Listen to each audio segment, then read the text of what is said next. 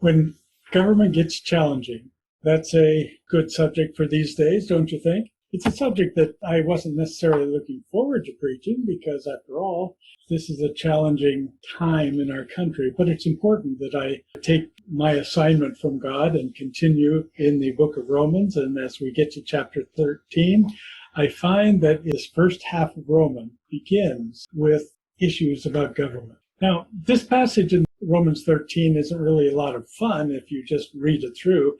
And as I look at it from a preaching perspective, it was kind of a struggle. I've had a lot more enjoyment when I see amazing things in the scripture that I find are going to be really exciting to share in a message. But when the passage is pretty mundane, but it's still important, I start to wish that, well, maybe I had some release to pass it on.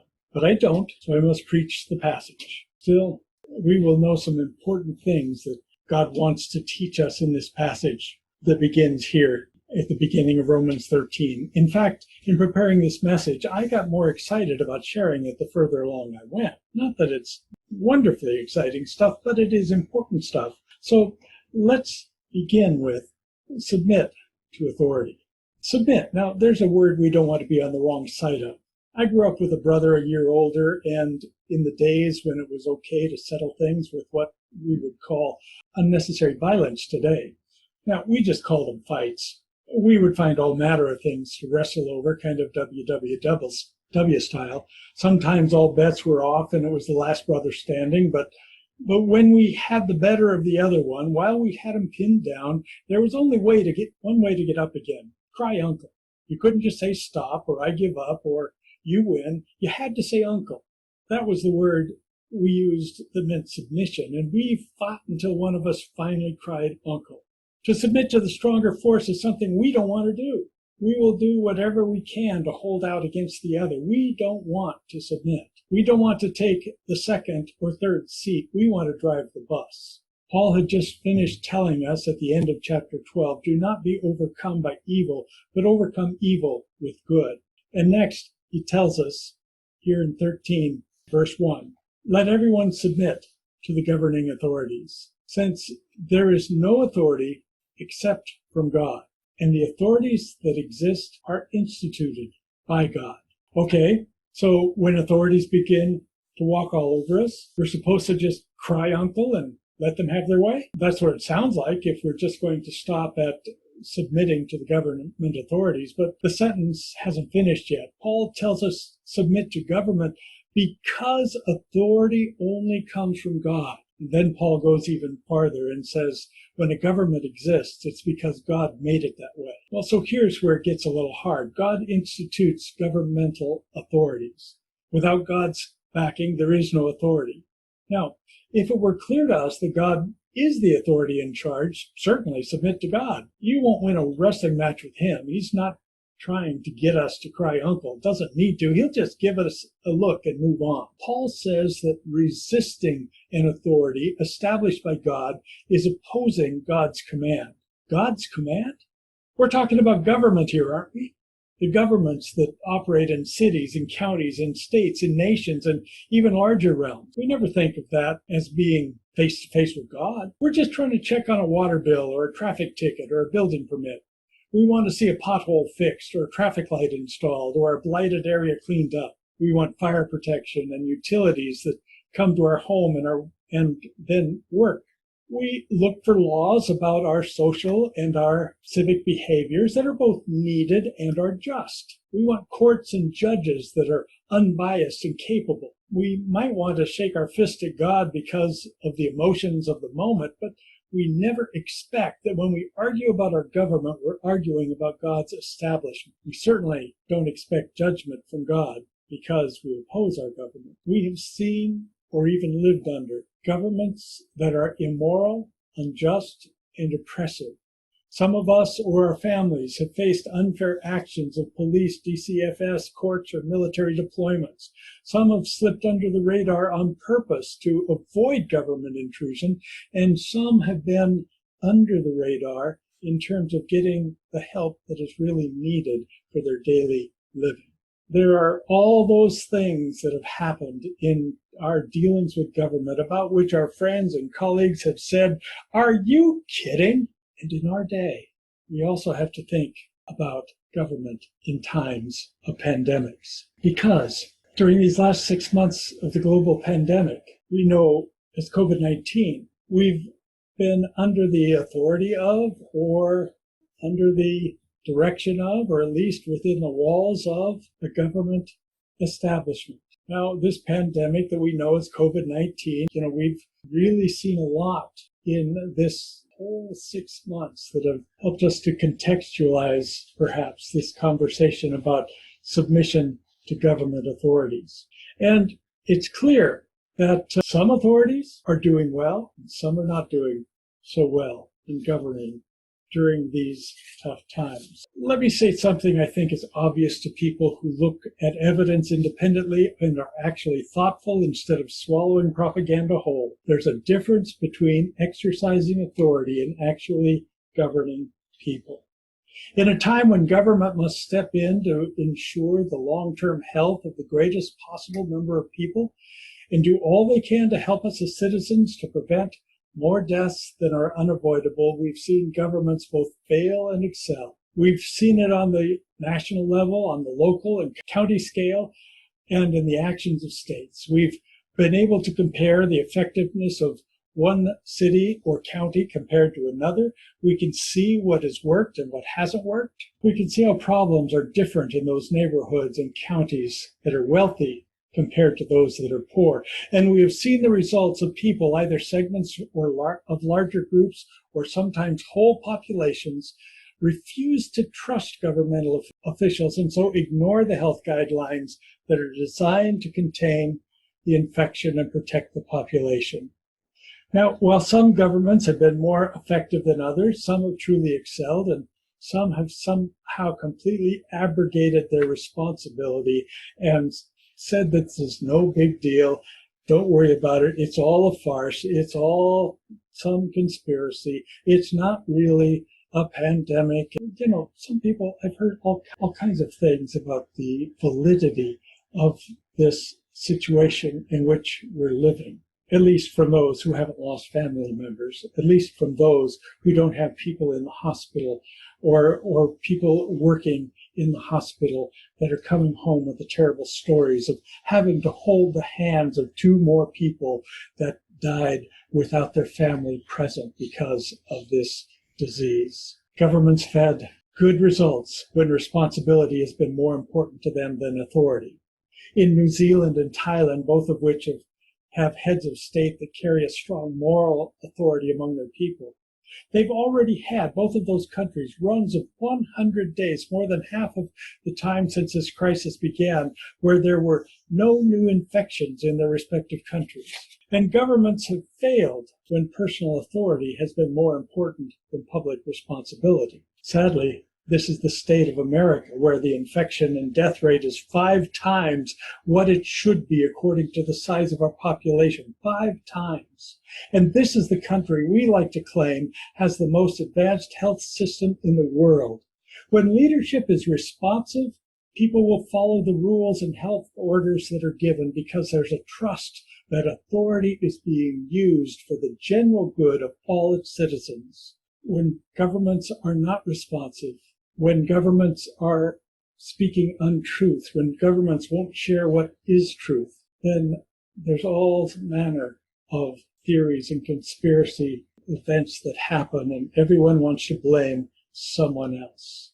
When governments gave a clear message that we were facing a deadly infection and that it would overrun us if we didn't immediately take drastic and necessary precautions to protect ourselves and others, good results have come. But reactive leadership garners little trust. When evidence is set aside, there's paranoia and resistance, denial and rebellion. My rights become more important than my responsibility.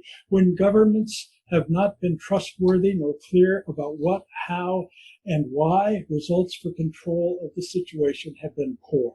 On the inverse side, people who have carefully submitted to the authority of their governments that are acting according to science found more safety, and the number of deaths dropped. those places opened up again. Some people went back to work, and fewer people faced hospitalizations. Submission to good leadership saved lives. Now, I know there's things I'm repeating here while I'm trying to say them from some different perspectives, because we've experienced weak and untrustworthy authorities as well as respected and clear authority. We've seen skeptical and stubborn people that have rebelled against the simple things that make a difference and those that are careful all the time. Science has proven that isolation and distancing and mask wearing are tremendously effective in reducing the spread of the coronavirus, as long as everyone submits to the science and puts up with some discomfort and inconvenience for the good of others. Faithfully following God does not mean we can be stupid about science. Science is simply what we discover about how God's universe works. When science comes from a practitioner rather than a politician, it carries an authority that does not negate faith, but instead continues to prove the genius of the God behind it all. Yet some Christians and some churches have thought it more faithful to reject science for a feigned faith in God that will protect them from any disease. I say a feigned faith in God because these same people will wear eyeglasses, a scientific device, not a tool of faith. They will visit the dentist for a rotten tooth and a doctor for health care instead of praying deeply and faithfully for healing. They will take medication but not eat well. A more balanced faith in God has faith in God's supervision of science as an authority as well as government, and remembers that we live in a broken world that is filled with disease and corruption. So, is resistance futile? The question is real, but it needs the right context. Can we resist the sovereignty of God? Can we resist his ultimate authority over each of us and large-scale management of our universe? Well, of course we can't resist or successfully rebel against God. Remember the message of John's revelation. God wins, Satan loses, so you better be on the right side. That context does not change. But resisting good science and governmental guidelines for this virus is just dumb. And if you aren't willing to take care of yourself, at least think of me, or think of Bobby if you like her better, or think of others who are of our congregation who, like Bobby, have 2 or 3 risk factors that could turn an infection deadly. Paul says in Romans 13:2, therefore, whoever resists the authorities resists what God has appointed, and those who resist will incur judgment. Put that into the context of COVID-19 and it makes good sense to us. Resist good governmental authority and face judgment. Resist any authority God has established and face God's judgment. So perhaps resistance is futile. But next, remember that appointed rulers have their realm. Those whom are governing us have a role to play for our good. And in the next verse, Paul is somewhat optimistic in saying, for rulers are not a terror to good conduct, but to bad. Do you want to be unafraid of the one in authority? Well, do what is good, and you'll have its approval. This, of course, is how things are supposed to work. Do good and live unafraid. Do good and be commended. We only wish it were so all the time. Sadly, too many face injustice and danger, even when what they're doing is good. And some of that from the government authorities. We need to understand that when Paul was writing this, Emperor Nero was just coming into power. The persecutions in Rome had not yet become deadly or official for Christians, but it was only 10 years before this time that the Roman emperor kicked all the Jews out of Jerusalem after some street riots because of all the new Christians, Gentile and Israeli, that were showing up in Rome. It was nearly time for Paul to carry the offering of the Gentile churches to the needy Jewish Christians in Jerusalem. And then he would be arrested for his own protection, imprisoned for that protection for a couple more years, then shipwrecked on his way to Rome, then under house arrest in Rome until a day where he would lose his head literally over hanging on to Christ in a secular world. It would be under Nero that Christians would be blamed for the fire that devastated Rome, not the Democrats, because politics were not divided into organized parties at the time. Oh, and the line that Nero fiddled while Rome burned, is just a complaint over his leadership during crisis. Well, that's the context for Paul as he continues his optimism about the Roman government, of which he was a citizen, which was designed to be a government of laws. Most of our legal language to this day, 2,000 years later, is in the Latin language of Rome. When we live in a nation of laws, we expect laws to fairly judge us on our good behavior as well as our bad. So Paul goes on saying, "For it is God's servant for your good," meaning government. "But if you do wrong, be afraid, because it does not carry the sword for no reason, for it is God's servant, an avenger that brings wrath on the one who does wrong." It is God's servant does not say who is God's servant. Did you get it? The it is the servant of God. In this whole passage, verses 1 to 7, an individual person in authority is never discussed except the person of God. Not a governor, a president, or emperor is listed as God's servant. The governing authorities, the authorities that exist, the authority is directly equal to God's command. In verse 3, rulers mean governments as a whole. The one in authority is directed towards God authority, not an individual. In verse 4, it is God's servant at beginning and end of the verse, and it does not carry the sword without cause. In verse 6, the authorities are God's servants. Government is the establishment of God so that God's people can live in a realm of laws and management. Laws for our good and punishment when we're unlawful. Have respect for the government God has established, and have respect for the various offices that flawed people inhabit. Be unafraid if you are doing good, but be afraid if you are a lawbreaker. Be afraid if you reject God's established authorities. Understand that as a servant of God, the authority of government may become an avenger against the unlawful. I don't think that's what I want. So Paul also says to us that as citizens, we should be subject with a conscience. Romans 13:5 says, "Therefore, you must submit, not only because of wrath, but also because of your conscience." At verse 13:1, Paul put it as a standard that those who read this letter should submit to government. Here at 13:5, Paul says you must submit. He gives us good reason to avoid the wrath of the authorities, and then remember your conscience. There's guilt involved in lawbreaking. That's why most California drivers take their foot off the gas pedal when they see a highway patrol.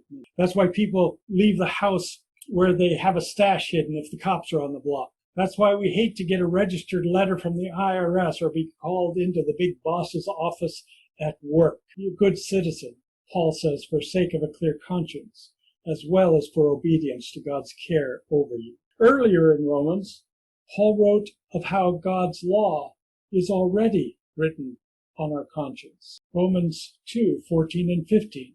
"So when Gentiles, who do not by nature have the law, do what the law demands, they are a law to themselves, even when they do not have the law. They show that the work of the law is written on their hearts. Their consciences confirm this. Their competing thoughts either accuse or even excuse them." When Jesus was confronted about the temple tax all Jews owed each year, an amount equal to about 2 days' wages, Jesus chose to avoid offense to the local authorities in order to make sure that he didn't leave behind any who felt was offensive. And so he said, Matthew 17:27, "But so we won't offend them, go to the sea, cast in a fish hook, and take the first fish that you catch. When you open its mouth, you'll find a coin. Take it and give it to them for me and for you." Now, although Jesus had taught his disciples that the son of the king does not pay the king's tax, he put himself subject to local authority for the sake of conscience, that none be offended and nothing be held against him in this area. Paul comes to the end of this paragraph, reminding us that not of this world, because of our heavenly citizenship, does not mean away from the responsibilities of living in this world. And so Paul discusses taxes and trust of God's ministers. 13:6. "And for this reason you pay taxes, since the authorities are God's servants, continually attending to these tasks." Well, so as an example of good citizenship, pay your taxes. Why? Well, they're paid to the governing authorities who are God's servants. And Paul reminds us that they give full time to governing or devote themselves to this very thing, or as in this translation, they are continually attending to these tasks. While it is true that elected officials get paid from taxes and even more from outside engagements in our world, the real core of government is not the politicians, but the bureaucrats, the ones behind the scenes. That's the managers, the accountants, the secretaries, the operators and the inspectors and the pavers, the plumbers and the police, the painters and the builders and the armies and the healers. Those are the ones whose days are immersed in the work of government's tasks. Those are the ones whose pay is dependent on taxes. They serve God when they serve us. They are his servants for our good. This passage doesn't give clearance for the Christian to withhold taxes on moral grounds. And that follows Jesus' own theme to the Pharisees and Herodians that tried to trap Jesus by making the paying of the imperial tax a moral issue. So here's what Jesus said in Matthew 22:19 to 21. He said, "Show me the coin used for the tax." Well, they brought him a denarius. "Whose image and inscription is this?" He asked them. "Caesar's," they said to him. Then he said to them, "Give then to Caesar the things that are Caesar's, and to God the things that are God's." Roman coins always had the emperor's likeness stamped into them. That would have been idolatry to the Jews, so the denarius had to be exchanged for a Jewish shekel to pay the temple tax. By the way, that's the coin that was in the mouth of the fish that Peter caught for their temple tax. And of course, that was also part of the problem of the money changers in the temple in Jesus' day. Don't use moral or political arguments to avoid taxes. Be subject to the government God has given you and be responsible citizens. The last verse of this section can be summed up pretty simply, and in fact is rather mundane. Pay your bills. Yet this message is attached to our tax responsibility as citizens, which is the immediate antecedent, and adds a responsibility to love and honor others even outside the Christian community. Romans 13:7 says, "Pay your obligations to everyone. Taxes to those you owe taxes, tolls to those you owe tolls, respect to those you owe respect, and honor to those you owe honor." Pay back a debt is basically the sense of the phrase from Romans 13:7. Pay to everyone what is owed. This is to fulfill the opening phrase of the paragraph, our lesson for next week in verse 13:8. Owe no one anything. Pay to everyone what is owed. Governments, overseers, creditors, people, and colleagues. To governments, taxes, tolls, and customs. In Paul's day, there were direct property taxes and the head taxes paid as tribute to government of the Roman conquerors. Roman citizens didn't pay these. Then there were the other taxes that everyone paid: sales taxes, customs duties, and tolls. We, of course, need a civic infrastructure: roads, bridges, defense, schools, water supplies, sewers, and trash controls. We benefit from a local fire department and a local police that is on the side of the people. We want to know that there is a structure to take care of our practical needs as a nation, a state, a city, or a community. So pay the taxes, do your part. As a Christian, be a good citizen. It's a witness to the world. As a Christian, be a lawful citizen. That too is a witness. As a Christian, be a responsible citizen. Show by your actions that you care about others. And now, check your attitudes. Pay your obligations of respect and honor as it is due. Respect to whom you owe respect. In the original Greek, the word is literally fear or reverence, as we would show to God. Respect government because it is the instrument of God. When government is evil, the Christian places it in the hands of God, and then God removes it in his own time. That statement from Grant Osborne in the commentary Romans verse by verse. Now, I remember that earlier I mentioned because governments are the instruments of God, that offices within governments are due respect even when they are occupied by flawed humans. So no matter who is in the White House, or VP or cabinet member, senator, member of Congress, governor, alderman, or mayor, the office receives respect from the careful Christian. And finally, Paul says, pay honor to whom honor is due. Just as the office of government is due a healthy respect, it is also due a sense of honor, as we would honor God's appointment. Now, you need to remember, though, that submission is not blind obedience. Don't allow the honor to those who you owe honor give you permission to dismiss the appointment God has made, but don't simply fall in line if the person in charge leads you in a way that is clearly wrong. The passage is not about giving leaders permission, as Hitler did, to denounce whole segments of society and demonize any opposition. Submission to authority, because it is instituted by God, does not mean that someone made of evil will not try to derail what God has made.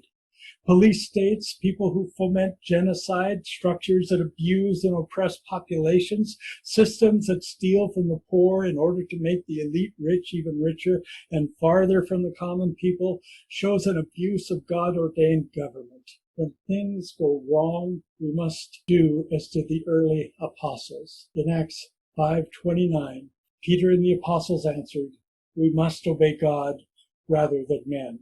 Prophets must speak into evil, and conscience stay on the side of the holy God who will judge all. Remember, it is possible to protest without dishonor. It is possible to morally disagree without dishonoring another person. It is possible to stand firm in your convictions without denigrating the office or the person whom you have contact with and against whom you must stand in order that you follow God rather than man. There are permissive laws in our nation that are not biblical. They range from simple sexual encounter to marriage and divorce. Permissive laws go so far as to confront our beliefs in the sanctity of life and the protection of the unborn and the elderly and the disabled. I'm not going to go into any depths here, but the imperfection of those who have made our civil laws has meant that those laws are sometimes unholy, unrighteous, and flawed. That's the reality. So when you stand against those laws and those immoral judgments, be certain of your place with God in your argument, in your faith, and in your courage. Let the light of Christ in you shine in those dark places, for they will continue to be a part of our world until God removes them. The good citizens stay involved. I would add this one more thing. Being a good citizen means that not only do you pay your taxes, but you vote, register to vote, ask for ballot by mail, and educate yourself as well as you can. God has given us this opportunity to give input to what he has established. Remember, we have nothing but imperfect people to vote for. But please vote after you have carefully studied, after you've paid attention to voices you agree with and disagree with. I've never told a congregation of God's people how to vote, and I never will. Your vote is a very nearly sacred privilege, and I would never steal it from you that way. Just ask Bobby. I don't even do it at home. Pray it through in submission to God, not telling God what to do. Even Paul makes no mention of whom he would rather have empowered. He simply knows that no matter who is, God can still be trusted. May God be your blessing and hope and security during these difficult times.